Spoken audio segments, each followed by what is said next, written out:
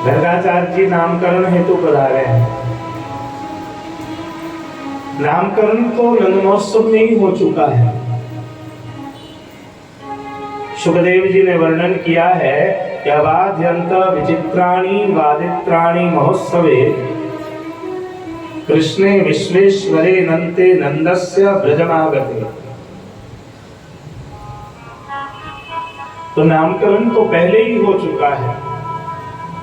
अब नामकरण का क्या प्रयोजन है? गर्गाचार्य जी भक्ति मार्ग के आचार्य हैं। ब्रजवासी जिस नाम से भगवान को बुलाते हैं वे सारे नाम जब तक कोई भगवदीय आचार्य दान न कर दे तब तक वो नाम फलीभूत नहीं होता है। जब तक कोई गोस्वामी बालक कान में वो अधिकार का दान न करें, नाम दीक्षा न प्रदान करें, तब तक वो नाम फलीभूत नहीं है। गर्गाचार्य जी को भगवान ने ही प्रेरणा दी कि ब्रजवासी मेरी सेवा कर रहे हैं, दर्शन कर रहे हैं, लेकिन जो सबसे बड़ी दवाई और सबसे बड़ी गोली है वो नाम है। चाहे योगा करो, चाहे योग करो, एक्सरसाइज करो, वॉकिंग करो, सब कुछ करो, लेकिन उद्धार जो है वो नाम से ही होगा। नाम लेना मत छोड़ दीजिएगा, नाम लेना मत भूल जाइएगा। सेवा भी करते हैं तो भी नाम का आश्रय तो करना ही पड़ेगा। नाम के बिना सब बेकार है। नाम जो है ना वो सर्वोपरि।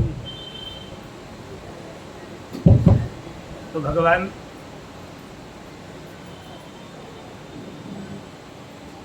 श्री राधे, तो भगवान ने सोचा कि जब तक कोई इन्हें नाम की दीक्षा न दे तब तक वो नाम फलीभूत नहीं है। इसलिए गर्गाचार्य जी वो नाम दान करने के लिए आए। नंबर 1। नंबर 2, दूसरी जो टीका है उसमें ब्रह्म तत्व का विवेचन। ये थोड़ा ब्रह्मवाद का विषय हो जाता है। ब्रह्मवाद का विषय ऐसे है कि भगवान का जो नामकरण है वो नाम रूप गुण देख करके होता है, रूप और गुण देख करके होता है। कृष्ण के नामकरण की आवश्यकता ही नहीं है,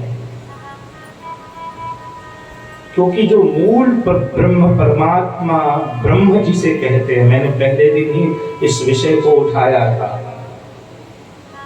और ब्रह्म परमात्मा भगवान और श्री कृष्ण। तो यहाँ जितने आचार्य हुए वो ब्रह्म को लेकर कंफ्यूज्ड रहे, ब्रह्म को लेकर के स्पष्ट नहीं रहे।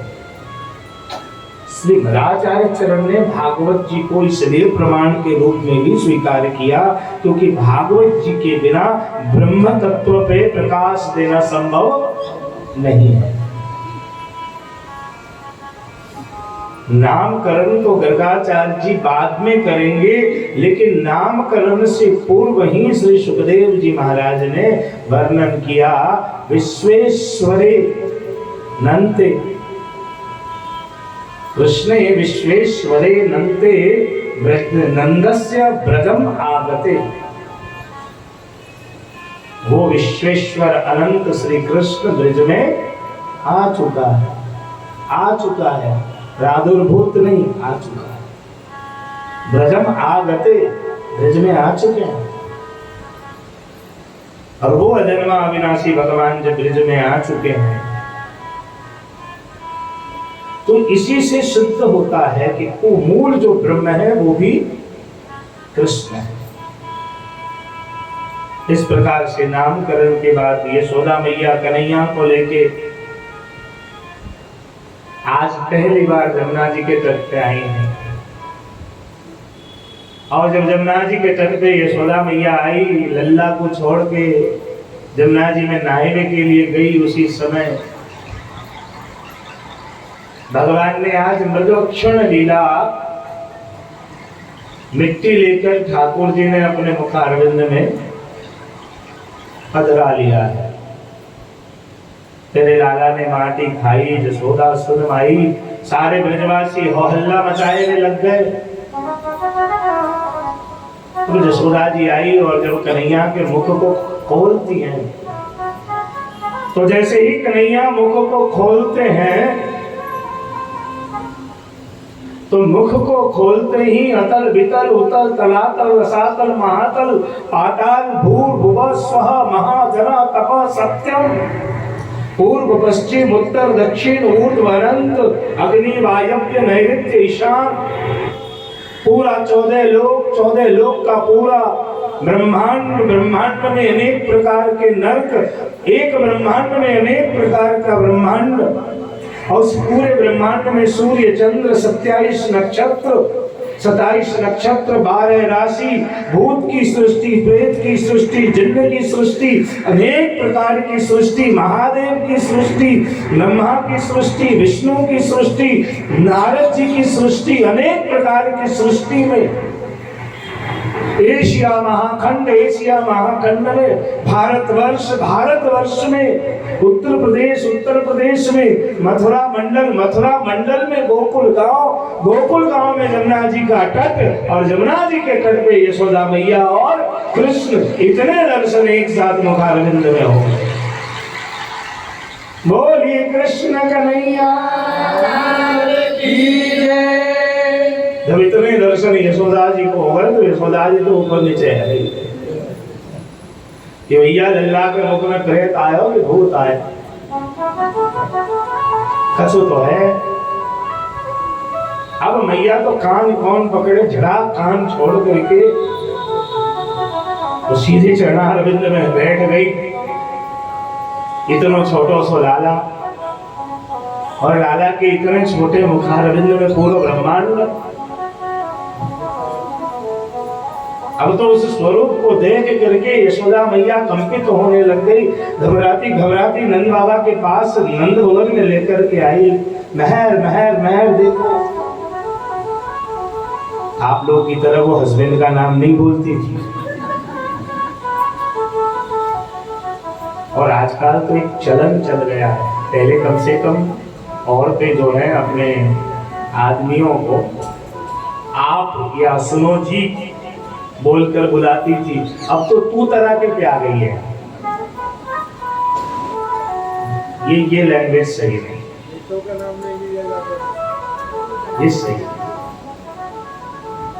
और पति भी बेचारे इतने नॉर्मल हो गए, कुछ बोलते ही नहीं, तो अपन क्या बोले। अपन तारीफदारी भी करें, व्यासपीठ से उनकी वकालत करें, पर वही जो है बनने को तैयार है चरणदास, तो अपन क्या करें।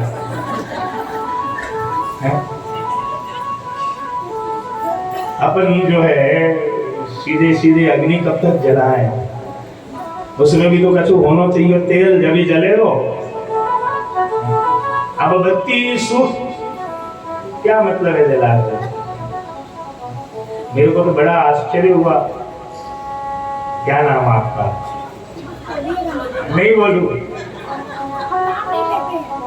अरे नाम तो आप ऐसा लेती हो कि कल्याणी कर देती हो। सीधे अभी सुनो, आओ बैठो। वो बोला वाह साहब वाह। इसीलिए शायद अंग्रेजी में इन विचारों को हस्बैंड कहा। वो औरतें बोलती हंस, तो बेचारे हंसने लग जाए, बोले बंद हो जा।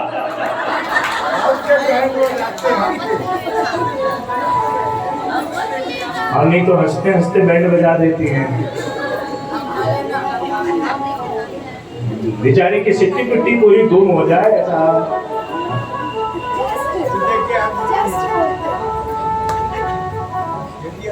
तो भाई कहने का मतलब है कि यशोदा मैया बोली महर महर महर। नंद बाबा खड़े हुए, क्या हुआ भाई, क्यों बुला रही है। इतने में तो ठाकुर जी ने चतुर्भुज स्वरूप धारण किया है, और जैसे ही चतुर्भुज स्वरूप धारण किया, चतुर्भुज स्वरूप धारण करते ही नंद बाबा और यशोदा मैया दोनों ने ठाकुर जी की स्तुति करी है। एतद् विचित्रं सहजेव कालः वर्मा सयलिंगभेदं सूनोस्तनो वीक्ष्य विदारिकास्ये व्रजं सहात्मा नमवापशंकाम्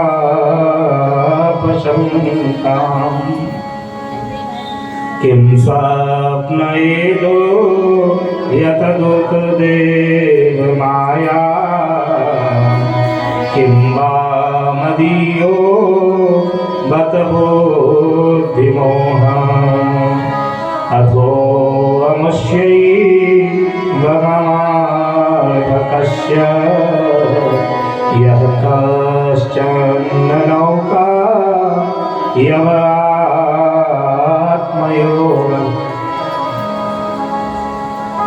दोनों ने भगवान की स्तुति की। भगवान बड़े प्रसन्न हुए। भगवान ने दोनों को पूर्व जन्म का स्मरण कराया और पूर्व जन्म का स्मरण कराने के बाद अब ठाकुर जी ने माखन चोरी लीला, बाल लीला शुरू कर दी है। ब्रज में एक गोपी थी, अब बेचारी नहीं खाती पीती थी, फिर भी मोटी होती जा रही थी। शरीर ज्यादा बढ़ गया था। वो सास रोज डांट लगाती कि तू रोज माखन मिश्री चोरी करके खाती है। बोली माँ जी मैं बिल्कुल नहीं खाती। बताओ, हमारे पवित्र नजर को भी आप लोगों ने पहुंचा दिया। तो ऐसे तो अभी आपको देखने तो मेरे साथ गुजरात चलो, और उससे भी ज्यादा देखना है तो पालड़ी के लॉ गार्डन में सुबह सुबह देखो आप, अद्भुत अद्भुत दर्शन होंगे। अद्भुत अद्भुत सवेरे सवेरे ये आपने लखनऊ में भी होते ही होंगे। प्रातः काल रात समय निटोट ब्रजवाला दावत मंगल गीत रसाला। तो भैया जो है वो रोज मोटी होती जा रही थी और उसके घर ठाकुर जी रोज माखन मिश्री चोरी करने पधारते। वो भी आजीज हो गई थी बिल्कुल। वो माखन मिश्री खाती नहीं थी, पर सास को लगता था कि यही खाती है, और सास कहने लग गई कि एक दिन तो मैं तुम्हें रंगे हाथ पकड़ करके बता दूंगी कि तू ही माखन मिश्री चोरी करके खाती है। और बोली मम्मी जी रोज अपने यहाँ कन्हैया जी आते हैं। बोले वो क्यों आएंगे, उनके यहाँ इतनी गायें, वो अपने घर क्यों आवेंगे। बोले वही आते हैं। बोले नहीं बिल्कुल नहीं, तू ही चोरी करती है, क्योंकि खाने पीने का शौक तुझे बहुत बचपन से ही था, तुम्हारी माँ भी कहती है। अब भैया बात बनते बनते बिगड़ गई। वो बाजार में गई और बाजार में जाकर के झुनझुना लेकर आई। एक मटके में झुनझुना बांध करके माखन मिश्री भर के कमरे में लटका दिया और स्वयं एक कमरे में छिप गई। दोपहर का समय हुआ, कन्हैया जी पूरी टीम के साथ पहुंचे। देखा 8 के ऊपर 6, 6 के ऊपर 4, 4 के ऊपर 3, 3 के ऊपर 2, 2 के ऊपर 1 चढ़ गए। मटकी को देख करके भगवान ने सोचा, पीतांबर निकाल करके मटकी पे बांध दिया। आवाज हो गई बंद। मटकी को नीचे उतार करके सबको माखन मिश्री खवा करके और बोले अब मैं बहू के साथ होली खेलूं। बहू बेचारी भोली थी, भोली के साथ साथ घेली भी थी। घेली समझते हो, जिसको 3-5 का ज्ञान बिल्कुल ना हो उसे खेली कहते हैं। और जो खेली होती है ना, आज भी ठाकुर जी का दर्शन उसी को पहले होता है। आज भी ब्रज में जब ब्रज यात्रा निकले और ब्रज यात्रा में जो एकदम भोली भोली अम्मा जी होती हैं, वो रोज रास्ता भूल जाती हैं और रोज ठाकुर जी रास्ता बताने के लिए आते हैं और उसे पाल तक छोड़ जाते हैं। ये आज भी। तो भैया वो खेली भी थी, भोली भी थी, मोटी भी थी। अब क्या हुआ कि कन्हैया जी बोले आज तो मैं होली खेल करके ही निकलूंगा। मटकी पे से पीताम्बर खोल के सिर पे बांध लिया ठाकुर ने और मटकी को हिलाने लग गए, झुनझुना बजने लग गया, झन झन झन झन झन झन। और उधर से जो हैवी शरीर वाले दौड़ते हैं उनका दर्शन बड़ा अद्भुत होता है। अब वो जब दौड़ती दौड़ती आ रही थी, भगवान ने माखन का लोना हाथ में निकाला और उसके पांव के पास फेंक दिए। वो दौड़ते दौड़ते अपना पांव उसी माखन पे डालती है और धड़ाम से फिसल जाती है। भैया गिरे तो उठ भी जाए, अब ये तो फिसल गई थी, अनबैलेंस होकर के गिर गई, चारों हाथ फैला गए। ठाकुर जी दौड़ते दौड़ते आए, ठाकुर जी ने मुंह में माखन निकस दिया, हाथ पकड़ करके बिठा दिया और बैठा करके मटकी गोद में थमा करके 9-11 हो गए। अब घर में जब धड़ाम से आवाज सुन करके सास दौड़ती दौड़ती आई। अरे भैया, सास दौड़ती दौड़ती आई और सास देखती है कि बहू के मुख में माखन, बहू के गोद में मटकी। बोली रोज बोलती थी कि तू माखन चोरी करती है और आज पकड़ में आ गई। बोलो जय श्री कृष्ण। जय श्री कृष्ण। आज पकड़ में आ गई। अरे लगवाए ले तनक गुलाल, गुलाल तेरे गोरे गोरे गाल, लगवाए ले तनक गुलाल, गुलाल तेरे गोरे गोरे गाल, लगवाए ले तनक गुलाल, गुलाल तेरे गोरे, लगवाए ले तनक गुलाल, गुलाल तेरे गोरे गोरे गाल।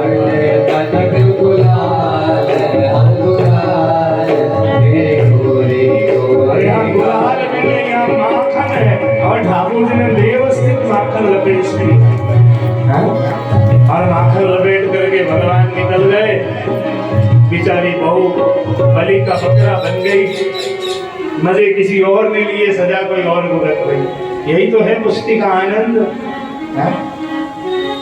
ठाकुर जी ने माखन खा करके मजे लिए, सजा बहू भुगत रही है, लेकिन आज नंदनंदन का स्पर्श प्राप्त हो गया है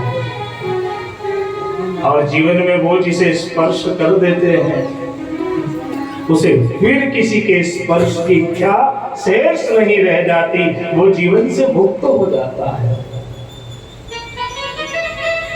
ब्रज में एक और बहुत डेंजर शास्त्री, नई ब्याह करके बहू घर में आई, बहू को बोली देख पूरे कमरे में रहने की आजादी है और सामने जो कोठरी है उस कोठरी में जाना, उस खिड़की को मत खोलना। बहुत दिनों के बाद बहू को लगा कि उस खिड़की में है क्या, सास घर में भी नहीं थी और खिड़की खोल करके 2 घंटे तक खिड़की से देखती रह गई और सास भी ऐसी ढीठ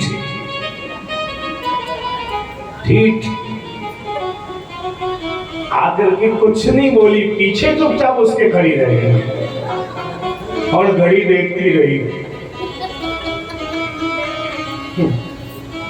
सास को मना करना चाहिए मत देख, लेकिन नहीं, सास बहू को देख रही है और बहू खिड़की के बाहर देख रही है। जब 2 घंटे का समय हो गया तब सास बोली कि बहू मैंने तुझे मना किया था इस खिड़की को मत खोलना, 2 घंटे से तू बाहर देख रही है, मैं 2 घंटे से यहाँ खड़ी तुझे देख रही हूँ। तब बहू ने कहा कि अगर कुछ देखने लायक है तो खिड़की के बाहर है माँ जी, आपका दुर्भाग्य है कि आप मुझे देखती रही और मैं 2 घंटे तक कन्हैया को देखती रही। जहाँ नंद भवन में है, नंद भवन को भूषण भाई, यशोदा को लाल, मैं 2 घंटे से नंद भवन में देख रही थी। और उस नंद भवन का क्या वर्णन करना, उस नंद भवन का क्या वर्णन करना जहां स्वयं कन्हैया क्रीड़ा कर रहे हैं।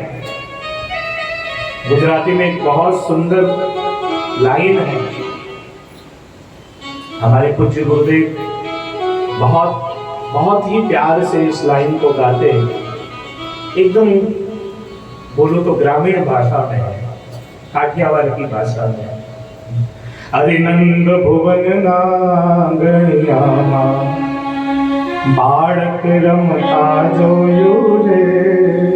इसमें भाव ये है कि आज नंद भवन के आंगन में बालक को खेलते देख करके एक ब्रज की गोपी जाती है, और जब बालक को खेलते देख कर जाती है, बालक चिंगारी मारता है, बोलता है, हाथ पांव पटकता है, हंसता है, खेलता है, उसकी आवाज आज नंद भवन से बाहर प्रकट हुई है। और वो गोपी फिर अपनी गोपियों को जाकर के बताती है, तब सब गोपियां मिल करके और नंदालय में पहुंची है, और नंदालय में उत्सव करती है, बधाई करती है, बोलो कृष्ण कन्हैया। इसलिए अपने यहाँ वो एक कीर्तन है ना, लाल की बधाई आवे सैया नंद ते दरबार। तो वो जो बधाई है, वो बधाई गा करके गोपियां आनंदित हो रही है। इस प्रकार से आनंद ले